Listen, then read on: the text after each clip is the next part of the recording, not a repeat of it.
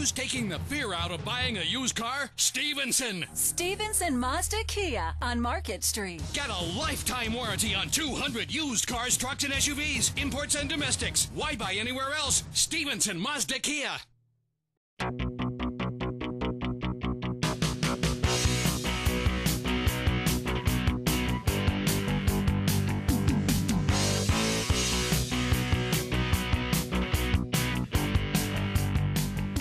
WWAY News rebroadcast weekdays at 7 p.m. on RTV Wilmington, digital channel 3.2, or check your local listings.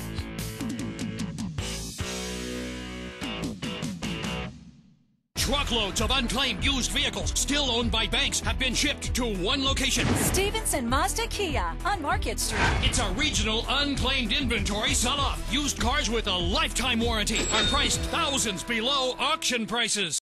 Hey, what's up? I'm Tony Hawk, and you're watching the Cape Fear Sports Report.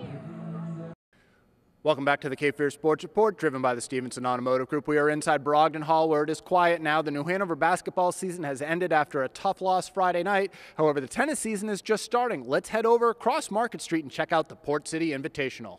2 years ago, Coach Bowen and I at Hogger got together and had lunch and had an idea of putting together a local tennis tournament.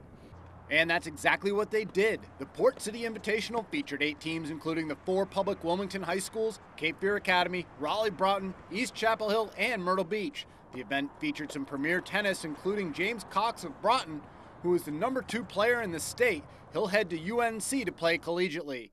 He led Broughton to a first-place finish. New Hanover took 2nd place. In other high school action last week, the Ashley High School baseball team got off to a good start. The Eagles enter the year at #7 in the state's preseason poll. They got a walk-off win of sorts against Harnett Central.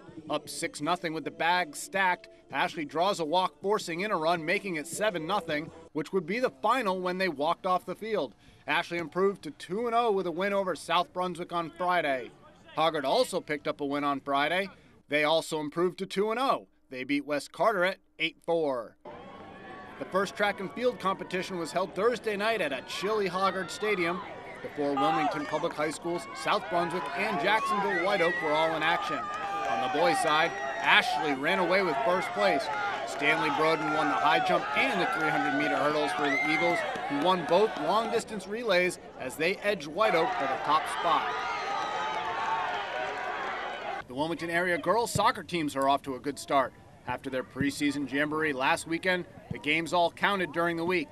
On Monday, New Hanover, the #3 ranked team in the state, topped Lumberton 4-1, while Ashley and Southview played to a 0-0 draw. Ashley was back in action on Thursday. The Eagles posted a 1-0 win over South Brunswick, and on Friday, Hoggard blanked Lumberton 3-0, while Laney shut out a perennial power. They topped Jacksonville 1-0. Plenty of high school sports going on as the spring season starts. Plenty of sports also going on at UNCW. Jim Dahlke has our Seahawk Roundup. Jim Dahlke here at Bozeman Field, where the Seahawks softball team's taken on NC-A&T. But the toughest opponent for all Seahawk athletics this week has been rain. Inclement weather has pushed back several games on campus this week. But let's take a look at the action that didn't get washed out. The Seahawks softball season's gone off to a rough start this year. In 9 games, the Hawks just have 1 win, but we're hoping to improve that in a doubleheader against NC-A&T on Wednesday. In the 4th, the Seahawks are down 3-0. Belora Sykes rips a single into left field. Kelsey Enninger slides in under the tag, cuts the Aggie lead to 3-1. In the top of the 7th, Aggie Bianca Alsobrook steps up to the plate and rips a single past the shortstop, bringing home a run from second. The Aggies would take the second game of the doubleheader 8-5, sweeping the Seahawks.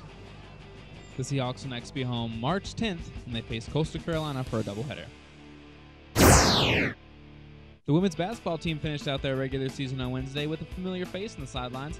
Mayor Bill Sapo was a celebrity guest coach and had some encouraging words for the girls before the game. I told the seniors, leave it out here on the floor. I told them, you're hot. I says, give it all you got. And most importantly, I told the entire city of Wilmington, y'all going to win, and they're going to win tonight.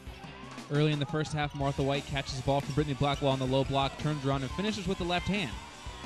Then, later in the first half, Blackwell finds White again on the low block as she finishes to extend UNCW's lead to 6.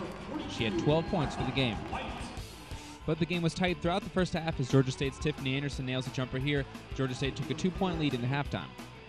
Early in the second half, White finds Blackwell this time for 2 and the foul. Blackwell held 9 points and 6 boards for the game. But hanging on to the ball was a problem all night for the Seahawks as Treasure Johnson's bad pass turns into one of 22 turnovers for the Seahawks on the night.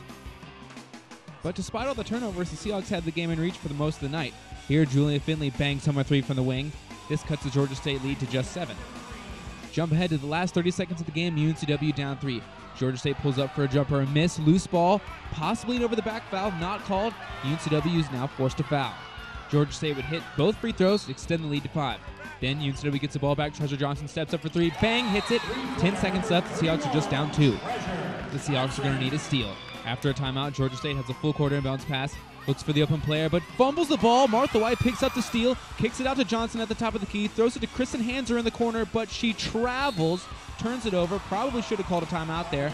Bill Sappho can't believe it. The Seahawks are going to need lightning to strike twice. Georgia State with another full court inbounds, but gets the pass in successfully. Seahawks have to foul. Georgia State will knock down both free throws and beat the Seahawks 54-50. The UNCW women's tennis team took on Old Dominion Friday at the UNCW tennis courts, or better known as the Bird Cage. But the Seahawks were the ones trapped for most of the day. Old Dominion won 4 of 6 singles matches, including the match against Christina Lee, who won North Carolina Women's Tennis Player of the Year earlier this year. Lee and teammate Lindsay LeBlanc also lost their doubles match.